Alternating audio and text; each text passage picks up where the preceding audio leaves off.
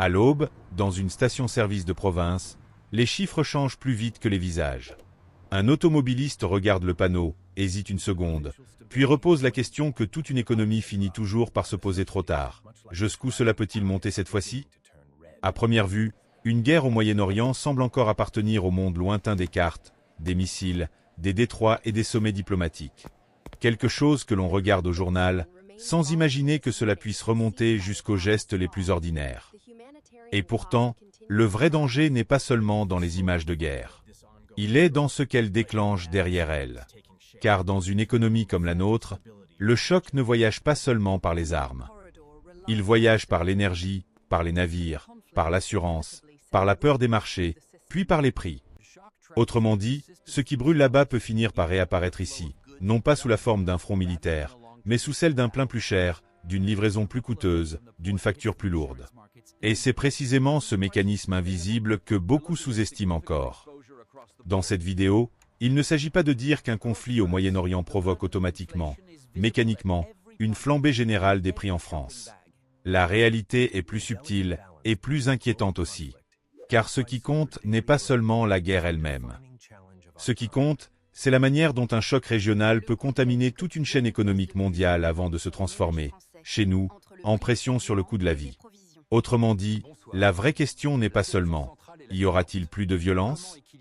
La vraie question est « par quel canot cette violence peut-elle devenir un surcoût pour l'Europe, puis pour la France, puis pour les ménages ?» Pour comprendre cela, il faut suivre trois axes très précis. D'abord, le canal énergétique. Parce que le Moyen-Orient reste l'un des centres de gravité du système pétrolier mondial, et qu'un conflit peut suffire à faire grimper non seulement les prix physiques, mais aussi la prime de risque intégrée par les marchés. Ensuite, le canal logistique et assurantiel. On parle souvent du baril, beaucoup moins du navire, des routes maritimes, des délais, des assurances et du coût de circulation de la marchandise. Pourtant, c'est souvent là que le choc se diffuse le plus vite. Enfin, le canal de transmission vers la vie quotidienne. Car entre une tension géopolitique et le ticket de caisse d'un foyer français, il existe toute une mécanique de répercussion, partielle, lente parfois, mais bien réelle. Ce que nous allons voir, donc, ce n'est pas seulement pourquoi le Moyen-Orient compte. C'est comment une secousse dans cette région peut devenir, à des milliers de kilomètres, une nouvelle tension sur le pouvoir d'achat. Et surtout, pourquoi dans un monde déjà fragile, il suffit parfois de quelques points de stress supplémentaires pour faire remonter une peur que l'on croyait en train de s'éteindre, celle d'une inflation qui revient par la porte extérieure. Pour comprendre pourquoi une guerre au Moyen-Orient peut faire remonter les prix en France, il faut d'abord sortir d'une illusion très répandue. L'illusion consiste à croire que la distance protège. Comme si un conflit, tant qu'il reste loin de nos frontières, devait rester loin de nos économies. Mais le monde contemporain ne fonctionne pas comme une juxtaposition de territoires étanches. Il fonctionne comme un système de flux. Des flux d'énergie, de marchandises, de capitaux, de contrats, d'assurances, d'anticipation. Et dans un tel système, ce qui compte n'est pas seulement l'endroit où la crise éclate. Ce qui compte, c'est l'endroit où cette crise touche une artère essentielle. Le Moyen-Orient occupe précisément cette place. Pas parce qu'il résumerait à lui seul toute l'énergie mondiale, mais parce qu'il reste l'un des grands centres de gravité du pétrole, du gaz, et surtout des routes stratégiques par lesquelles circule une partie décisive de l'approvisionnement mondial. Autour de cette région, il n'y a pas seulement des États en tension. Il y a des détroits, des ports, des terminaux, des tankers, des couloirs maritimes, des chaînes logistiques entières dont dépend l'équilibre des prix à l'échelle internationale. Autrement dit, le problème n'est pas seulement ce qui est produit. Le problème, c'est aussi ce qui peut être retardé, détourné, renchéri ou menacé. C'est là qu'il faut comprendre une deuxième idée essentielle. Les marchés n'attendent pas forcément qu'une rupture totale se produise pour réagir. Ils réagissent souvent avant. Ils réagissent à la possibilité d'un choc, à la probabilité d'un incident, à la crainte qu'une tension locale devienne un risque régional. Dans le domaine de l'énergie, cela compte énormément, car le prix ne reflète jamais uniquement l'état présent de l'offre et de la demande. Il reflète aussi une peur du futur, une peur de manquer, une peur de payer plus cher demain, une peur que les routes se ferment, que les primes d'assurance montent, que les délais s'allongent, que l'incertitude se transforme en coût concret. Et c'est exactement pour cela que la France ne peut pas se penser à l'écart. Même quand elle n'est pas directement visée. Même quand le conflit se déroule loin de son territoire. Car elle vit, comme le reste de l'Europe, dans une économie ouverte, importatrice, traversée par des dépendances extérieures que l'on oublie souvent tant que les flux restent fluides. Quand ces flux deviennent plus chers, plus lents ou plus risqués, l'effet ne reste pas bloqué au large des zones de combat. Il remonte progressivement vers les raffineries, vers les entreprises, vers les distributeurs, puis vers les ménages. Et c'est à partir de là que la géopolitique cesse d'être une abstraction. Elle devient une pression diffuse sur les prix, donc sur la vie quotidienne. À ce stade, on pourrait croire que le problème est simple. Une guerre éclate, le pétrole monte, puis les prix suivent. Mais ce schéma est trop pauvre pour décrire ce qui se passe réellement. Car ce que les marchés redoutent, ce n'est pas seulement une guerre. C'est une guerre qui déborde de l'événement militaire pour devenir un risque systémique. Et c'est là que tout change.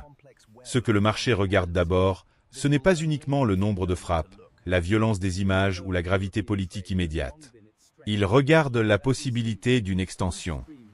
Il se demande si le conflit peut contaminer les routes maritimes, désorganiser des flux énergétiques, pousser certains acteurs à retenir leur cargaison, faire monter les primes d'assurance, ou obliger les transporteurs à réviser leurs trajets et leurs tarifs. Autrement dit, il ne se demande pas seulement ce qui brûle aujourd'hui. Il se demande ce qui pourrait devenir plus rare, plus lent ou plus cher demain. C'est cela, le vrai déclencheur. Pas forcément la destruction physique immédiate d'une grande partie de l'offre mondiale, mais l'apparition d'une incertitude suffisamment crédible pour que toute la chaîne économique commence à se protéger. Et quand chaque maillon commence à se protéger, les prix montent souvent avant même qu'une pénurie réelle n'apparaisse. Le trader intègre une prime de risque. L'assureur relève ses tarifs. Le transporteur ajoute une marge de précaution. L'importateur accepte un coût supérieur pour sécuriser ses approvisionnements. Le distributeur anticipe un environnement plus tendu. Et peu à peu, la guerre cesse d'être seulement un événement géopolitique. Elle devient une hausse préventive du prix du risque. C'est précisément ce que beaucoup de gens ne voient pas. Ils imaginent que pour que la France paie davantage, il faudrait une rupture spectaculaire, brutale, totale. En réalité, il suffit parfois d'un basculement plus discret, celui où les acteurs économiques cessent de croire à la normalité. À partir de ce moment-là, même si les flux continuent encore, ils ne circulent plus dans les mêmes conditions. Ils circulent avec davantage de peur, davantage de coûts, davantage de fragilité. Et dans une économie déjà marquée par la sensibilité au prix de l'énergie, aux transports et aux importations, ce surcoût finit rarement par s'évaporer tout seul. Ils cherchent une sortie. Et cette sortie, très souvent, c'est le consommateur final. Le premier axe, c'est l'énergie. C'est le plus visible, le plus intuitif, et pourtant il est souvent mal compris. Quand une guerre éclate ou s'aggrave au Moyen-Orient, le marché ne regarde pas seulement la quantité exacte de pétrole retiré du système à cet instant précis. Il regarde surtout le risque que cette quantité devienne plus difficile à produire, à transporter ou à sécuriser. Et ce risque a un prix. C'est ce que l'on appelle, en pratique, une prime de risque. Une sorte de supplément intégré par anticipation, parce que l'incertitude elle-même devient un facteur économique. Dans ce cadre, le prix du baril peut monter non seulement parce que l'offre manque déjà, mais parce que le marché craint qu'elle manque bientôt, ou qu'elle devienne plus vulnérable. Et cette hausse, même partielle, même temporaire, ne reste jamais purement abstraite. Elle touche les carburants, elle pèse sur les coûts industriels, elle renchérit une partie de la machine économique européenne. Autrement dit, avant même de parler de pénurie, on parle déjà de tension. Et dans le domaine de l'énergie, une tension suffit souvent à rouvrir la question des prix. Le deuxième axe, c'est le choc logistique et assurantiel. On parle beaucoup du pétrole. On parle beaucoup moins des conditions dans lesquelles il circule, ainsi que de toutes les autres marchandises qui dépendent des mêmes routes, des mêmes navires, des mêmes arbitrages de sécurité. Pourtant, entre une zone de production et le consommateur final, il y a tout un monde invisible de contrats, d'itinéraires, de calendriers, d'assurances et de calculs de risque. Quand une région stratégique devient plus instable, les navires ne disparaissent pas forcément du jour au lendemain. Mais ils deviennent plus chers à faire naviguer. Les primes d'assurance peuvent grimper. Les armateurs peuvent exiger davantage. Certaines routes peuvent être évitées, allongées, ralenties ou jugées moins sûres. Et dès qu'un trajet devient plus coûteux ou plus incertain, ce n'est pas seulement l'énergie qui est concernée. C'est aussi le coût du commerce lui-même. Le choc cesse alors d'être un simple sujet de matières premières. Il devient un problème de circulation globale. Et dans une économie comme celle de la France, qui dépend d'un ensemble complexe d'importations, de composants, de produits intermédiaires et de chaînes d'approvisionnement internationales, cette hausse des coûts de transport finit par contaminer bien plus que la pompe à essence.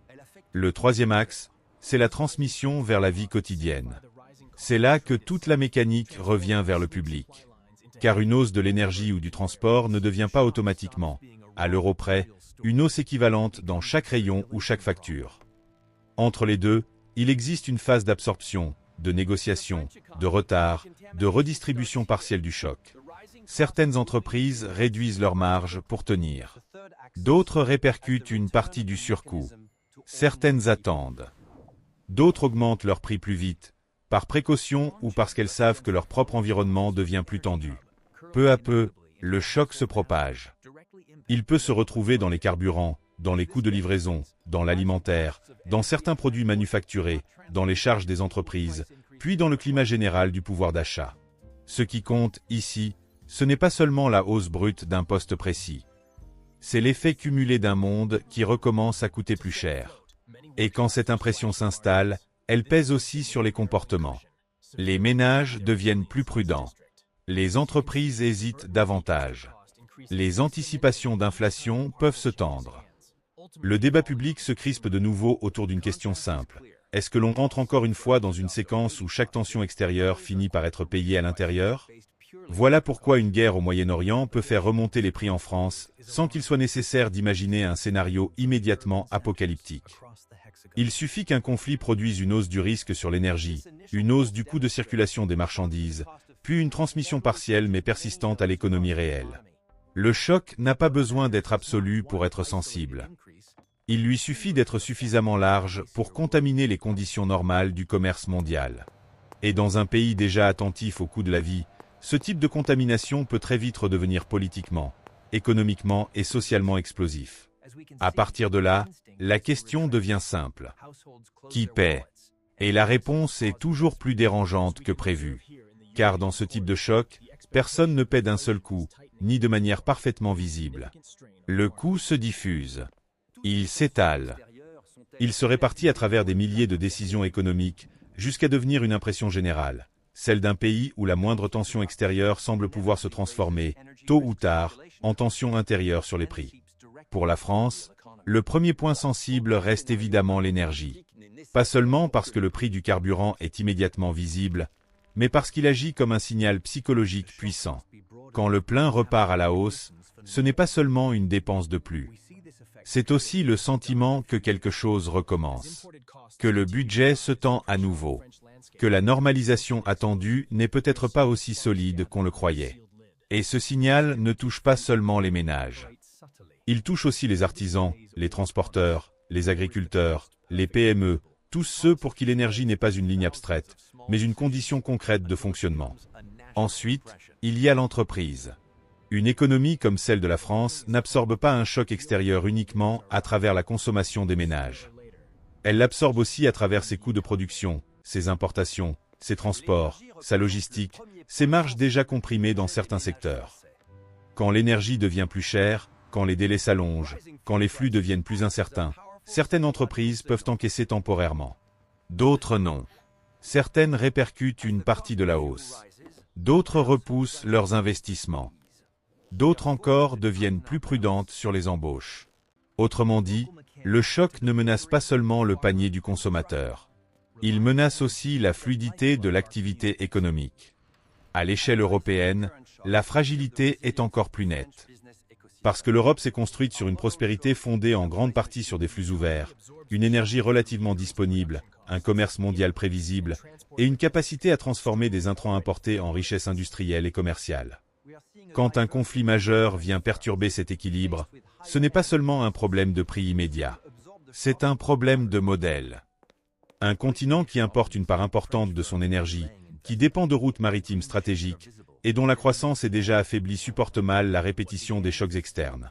Chaque nouvelle tension rappelle à quel point la souveraineté économique européenne reste incomplète. Et chaque rappel finit par se payer, soit en croissance perdue, soit en inflation importée, soit en arbitrage politique plus douloureux. Mais c'est dans la vie quotidienne que tout cela prend sa forme la plus tangible. Le supermarché, la facture, la livraison, le plein, le ticket de caisse qui paraît légèrement plus lourd sans qu'on sache toujours quel événement mondial s'y cache. C'est cela, au fond, la force réelle d'un choc géopolitique dans une économie moderne. Il devient banal. Il s'installe dans les gestes ordinaires. Il cesse d'être perçu comme un événement international pour devenir une fatigue intérieure. Une fatigue budgétaire. Une fatigue mentale aussi, celle d'une société qui a le sentiment de ne jamais sortir complètement de la séquence des crises importées. Et c'est précisément pour cela que le sujet dépasse de loin la seule question du pétrole. Ce qui est en jeu, ce n'est pas seulement une variation de marché. C'est la capacité d'un pays comme la France à protéger son niveau de vie dans un monde où les lignes de fracture géopolitique se transforment de plus en plus vite en lignes de fracture économique. Autrement dit, ce qui se joue dans un conflit au Moyen-Orient, ce n'est pas seulement l'équilibre régional. C'est aussi, à terme, le prix de la stabilité chez nous. Alors, une guerre au Moyen-Orient fait-elle automatiquement remonter les prix en France? Non, pas automatiquement. Pas dans des proportions toujours identiques. Pas selon un mécanisme unique, simple et immédiat. Mais c'est justement là qu'il faut être rigoureux. Ce n'est pas parce qu'un lien n'est pas mécanique qu'il n'est pas puissant. Dans une économie ouverte, dépendante de flux énergétiques, logistiques et financiers mondiaux, un choc régional suffisamment sérieux peut réactiver très vite une dynamique de hausse des coûts. Et cette dynamique, même si elle reste partielle, même si elle est inégale, même si elle met du temps à se diffuser, finit souvent par peser sur la France. Le véritable verdict est donc celui-ci. Le danger n'est pas seulement l'explosion visible. Le danger, c'est la propagation invisible. C'est le moment où une guerre cesse d'être un événement localisé pour devenir une prime de risque mondial. Le moment où l'énergie se tend, où les routes deviennent plus chères, où les entreprises se protègent, où les ménages recommencent à sentir que la stabilité coûte elle aussi de plus en plus cher. Autrement dit, la vraie menace n'est pas uniquement la violence du conflit. C'est sa capacité à dérégler les conditions normales de circulation de l'économie mondiale. La suite dépendra donc d'une question centrale. Sommes-nous face à une tension contenue, brutale mais limitée, que les marchés finiront par absorber? Ou bien face à un conflit qui s'installe, s'étend, fragilise durablement les routes énergétiques et entretient une nouvelle séquence de hausse des coûts?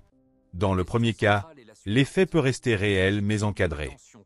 Dans le second, la pression peut devenir beaucoup plus profonde, non seulement sur les carburants, mais sur l'ensemble du climat économique européen.